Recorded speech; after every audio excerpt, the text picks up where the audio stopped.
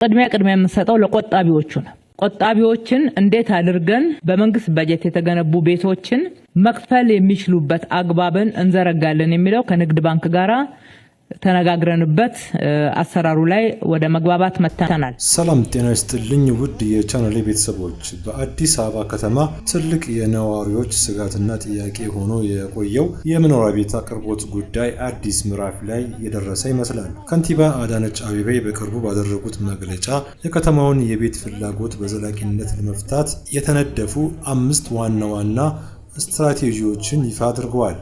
እነዚህ ስልቶች ከነባር የመንግስት ግንባታ ጀምሮ እስከ ግል ባለሀብቶች ተሳትፎ የሚዘልቁ ናቸው። ዛሬ በዝርዝር የምንመለከታቸው እነዚህ 5 ነጥቦች የእርሶን የቤት ባለቤት የመሆን ተስፋ የሚያለመልሙ ሊሆኑ ይችላሉ። እስከ መጨረሻው አብራችሁን ቆዩ። አንደኛው ስትራቴጂ በመንግስት በጀት የሚገነቡ ቤቶች። የመጀመሪያውና ነባሩ ስልት በመንግስት በጀት የሚገነቡ ቤቶች ናቸው። ይህ በተለይ ዝቅተኛና መካከለኛ ገቢ ያላቸውን የህብረተሰብ ክፍሎች ታሳቢ ያደረገው የ20/80 እና የ40/60 የቤት ፕሮግራሞችን ያካትታል። ምንም እንኳን የመንግስት በጀት ብቻውን የከተማዋን ሰፊ ፍላጎት ማርካት ባይችልም፣ አስተዳደሩ ግንባታቸው የተጀመሩ ቤቶችን በማጠናቀቅ እና አዳዲስ ሳይቶችን በመክፈት ረገድ የራሱን በጀት መድቦ መስራቱን እንደሚቀጥል ከንቲባዋ አረጋግጠዋል። ቅድሚያ የምንሰጠው ለቆጣቢዎቹ ነው። ቆጣቢዎችን እንዴት አድርገን በመንግስት በጀት የተገነቡ ቤቶችን መክፈል የሚችሉበት አግባብን እንዘረጋለን የሚለው ከንግድ ባንክ ጋራ ተነጋግረንበት አሰራሩ ላይ ወደ መግባባት መተናል። አሁን እየተሰሩ ያሉት ቤቶች አንደኛ በቁጥር ስንት ናቸው? ሁለተኛ የትኞቹ ናቸው ለቆጣቢዎች የሚደርሱት ከሚለው ጥያቄ አንፃር በመንግስት እየሰራን ያለነው በመንግስት በጀት ገነባን ያለነው ወደ 50 ሺህ የሚደርሱ ቤቶች ናቸው። በመንግስትና የግል አጋርነትም የተጀመሩት 120 ሺህ እንዲጀመሩ ከተዋዋልናቸው ውስጥ 55 ሺህ የሚሆኑት ተጀምረዋል። ሲደመር ወደ 105 ሺህ የሚደርሱ ቤቶች ተጀምረዋል። የምናደርገው የመጀመሪያው ቆጣቢዎቹ የአሁኑ ዋጋ በሚመጥን መንገድ መቆጠብ እንዲችሉ የቤቶች ኮርፖሬሽን በየጊዜው እያሳሰበን ያለው ውይይቶችም ተደርገዋል። የዛሬ 15 ዓመትና 20 ዓመት በቆጠቡት ዋጋ ይህን ቤት ማቅረብ አይቻልም። ነገር ግን ደግሞ መክፈል የሚችሉት እንዲሆን ታስቦበታል ማለት ነው። አንደኛ ቅድሚያ የምንሰጠው እሱ ነው። ስትራቴጂ 2 በመንግስትና በግል ትብብር። ሁለተኛውና አዲሱ ተስፋ የተጣለበት ስልት የመንግስትና የግል ትብብር ወይም ፐብሊክ ፕራይቬት ፓርትነርሺፕ ነው። በዚህ አሰራር መንግስት መሬትና መሰረተ ልማትን ሲያቀርብ፣ የግል ባለሀብቶች ደግሞ ካፒታልና ቴክኖሎጂ ይዘው ይመጣሉ። ይህ አሰራር የግንባታ ፍጥነቱን ከመጨመሩም በላይ መንግስት በበጀት እጥረት ምክንያት ሊያቆማቸው የሚችላቸውን ትላልቅ ፕሮጀክቶች በጋራ ለመጨረስ ያስችላል። ይህም በተለይ ለነባር ተመዝጋቢዎች ፈጣን ምላሽ ለመስጠት የታለመ ነው። በፐብሊክ ፕራይቬት ወይም ደግሞ በመንግስትና የግል አጋርነት የሚሰሩት እየተሰሩ ያሉትም ላይ የመንግስትን ድርሻ ቤት ሳይሆን መውሰድ ያሰብነው ወይም ደግሞ የወሰንነው የዋጋ ማካካሻ እንዲሆን የዋጋ ማካካሻ ሆኖ ከኛ ጋራ በአጋርነት የሚሰራው የግል ሴክተር የሚሸጠው ቤት ሳይሆን ለነኚህ ቆጣቢዎች የሚያቀርበው የግል ሴክተሩ የሚያቀርብበት ዋጋ እንዲያዋጣው እኛ ድርሻችንን ለዋጋ ማካካሻ እንደ መንግስት እንተዋለን። የግል ሴክተሩ በተለየ ሁኔታ ጉዳት ሳይደርስበት በጣም ጠባብ ፕሮፊት ማርጂን ሆኖ ቆጣቢው ደግሞ አፎርደብል የሆነ ቤት ማግኘት እንዲችል እየሰራን ያለነው እነኚህ እንግዲህ ከ40 እጅ እስከ 95 እጅ የደረሱ ቤቶች አሉ። አቃቂ ወርቁ ሰፈር ተብሎ የሚጠሩ አካባቢ ላይ እየተጠናቀቁ ያሉ ቤቶች አሉ። አሁንም አቃቂ ገላንጉራ ላይ እየተጠናቀቁ ያሉና በስፋትም እየተጀመሩ ያሉ ቤቶች አሉ። ቱሉ ዲምቱ ወደ ማጠናቀቅ ደረጃ ላይ ያመጣናቸው ቤቶች አሉ። ገርጂ በተመሳሳይ ሁኔታ እየተጠናቀቁ ያሉ ቤቶች አሉ። እንደዚህ እያልን እዚህም 7 ደረጃ አካባቢና ደጃቹ ባይ አካባቢም የሚሰሩ ቤቶች አሉ። አሁን ደግሞ በቅርብ ቀን መርካቶ ቅጠል ተራ አካባቢ የጀመርናቸው ቤቶች አሉ። እነሱ በአብዛኛው የአካባቢ ሰው የሚገባበት ነው የሚሆኑት። እንደዚህ እያልን ችግሩን ለማቃለል እየሄድን ነው። ስትራቴጂ 3 በግለሰቦች ወይም ደግሞ በማህበራት የሚገነቡ ቤቶች። በሶስተኛው ስልት ግለሰቦች ተደራጅተው በራሳቸው አቅም ቤት እንዲገነቡ የሚያበረታታ ነው። ይህም ቀደም ሲል በቤት ማህበራት ስም የሚታወቀውን አሰራር ይበልጥ ግልጽና ቀልጣፋ በሆነ መንገድ ለማስቀጠል ያለመ ነው። መንግስት ለግንባታ የሚሆን መሬት በማመቻቸትና አስፈላጊውን ክትትል በማድረግ አቅሙ ያላቸው ግለሰቦች የራሳቸውን ቤት ሰርተው እንዲገነቡ እድል ይፈጥራል። ይህ ደግሞ በመንግስት ላይ ያለውን ጫና በከፍተኛ ሁኔታ ይቀንሳል። በማህበርም ተደራጅተው እንዲሰሩ እድል ተሰጥቷል። በማህበር ተደራጅተው እንዲሰሩ ከተደረገው ውስጥ በ2018 ወደ ግንባታ የገቡትን ብቻ ለማንሳት 119 ማህበራት ወደ ግንባታ ገብተዋል። 13630 ቤቶች ናቸው ግንባታ የተጀመሩት። መሬት በነፃ ነው የምናቀርበው። መሰረተ ልማት በነፃ ነው የምናቀርበው።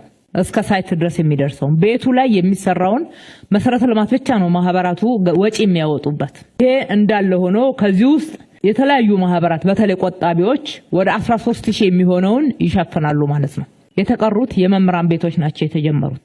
የመምህራን ቤቶች 630 በላይ ቤቶች ወደ ግንባታ ገብተዋል። የተረፉት ደግሞ በዝግጅት ሂደት ላይ ነው። እኛ መሬቱን አዘጋጅተናል ከኮንትራክተር ጋርና ከመሳሰሉት ጋራ ሂደትን መጨረስ ላይ ነው የሚገኙት። ስትራቴጂ 4 በሪል ስቴት ድርጅቶች የሚገነቡ ቤቶች። አራተኛው አማራጭ በሪል ስቴት አልሚዎች የሚገነቡ ቤቶች ናቸው። የአዲስ አበባ ከተማ አስተዳደር የሪል ስቴት ዘርፉ በከተማዋ የቤት አቅርቦት ላይ ያለውን ሚና ከፍ ለማድረግ ሰፊ ማበረታታት እያደረገ ይገኛል። እነዚህ ድርጅቶች በሰፊው መሬት ላይ ዘመናዊ መንደሮችን እንዲገነቡና ለነዋሪዎች በተለያዩ የክፍያ አማራጮች እንዲያቀርቡ ሁኔታዎች እየተመቻቹ ነው። ይህም በተለይ የተሻለ ገቢ ላላቸው ነዋሪዎች ሰፊ አማራጭ የሚፈጥር ይሆናል።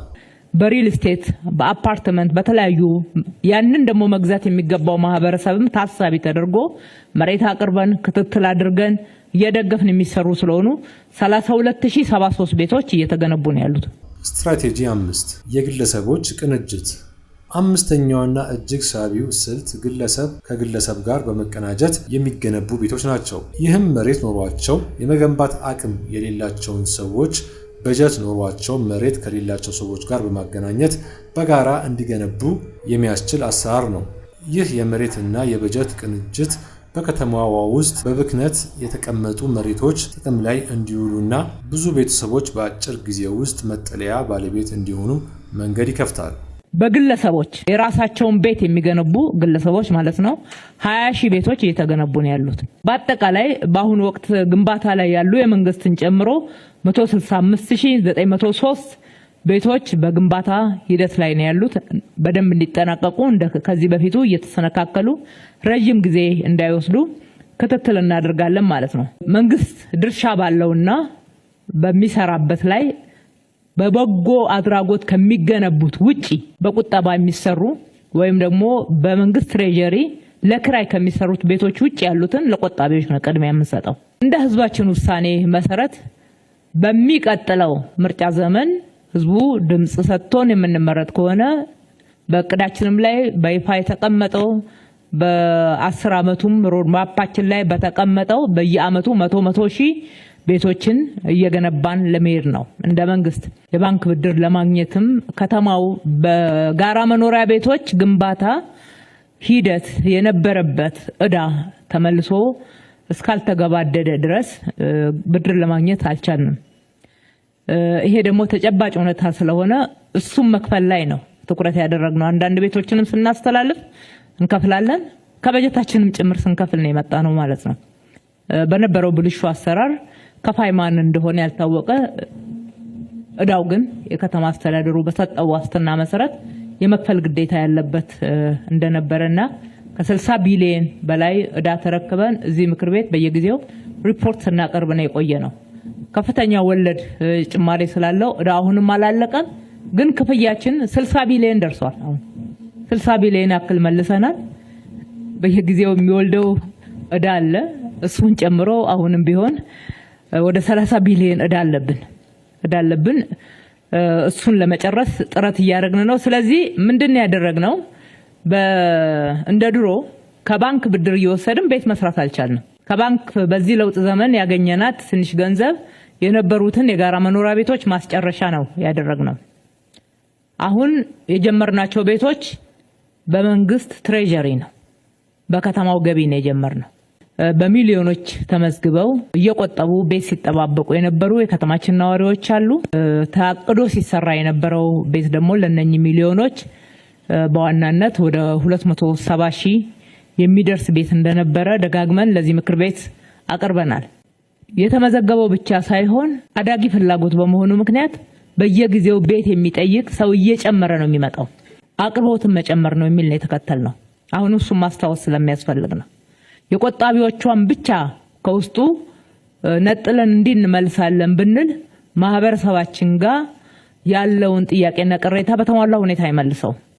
አቅርቦትን መጨመር ነው። እያንዳንዱን የከተማ ነዋሪ ቤት የሚፈልገውን የቤት ባለቤት ማድረግ አይቻልም። የትም ሀገር አልተደረገም። ነዳጅ ባላቸውም ሀብታም ናቸው ተብለው ሀገር ለሀገራት ላይ የሚጠቀሱና የሚያበድሩና የሚረዱትም በዛ ደረጃ አላደረጉም። ግን የቤት የተሻለ ቤት አቅርቦት በከተማቸው ላይ እንዲኖር በሀገራቸው ላይ እንዲኖር ነው የሚሰሩት። ከዚህ የተነሳ 5ቱን ስትራቴጂዎች ቀርጸን እዚሁ ምክር ቤት አጸድቀን ስራ ስንተገብረው ቆይተናል። አንደኛው መንግስት በጀት መድቦ የሚሰራበት አግባብ ነው። ሁለተኛው መንግስትና የግል ሴክተር በጋራ ሆኖ የሚሰራበት አግባብ ነው። ሶስተኛው ግለሰብ ራሱ የሚገነባው ነው።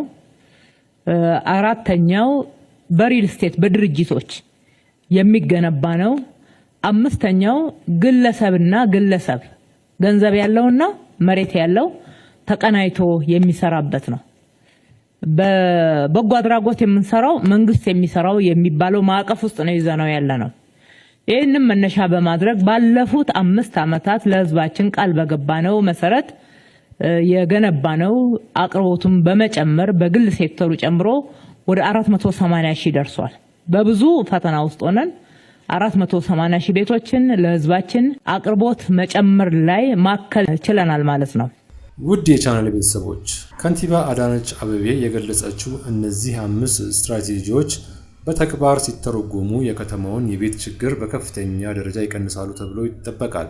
እናንተ ከነዚህ 5 አማራጮች ውስጥ ለእናንተ የተሻለ ነው የምትሉት የትኛው ነው? በመንግስት ግንባታ ላይ ያላችሁ ተስፋ ምን ይመስላል? አስተያየታችሁን በኮሜንት መስጫ ላይ አጋሩን። ይህ መረጃ ለብዙዎች እንዲደርስ ቪዲዮውን ላይክ እና ሼር ማድረጋችሁን እንዳትረሱ። ለቻናላችን አዲስ የሆናችሁ ደግሞ ሰብስክራይብ በማድረግ ቤተሰብ ይሁኑ። በሌላ ወቅታዊ መረጃ እስክንገናኝ ሰላም ቆዩ።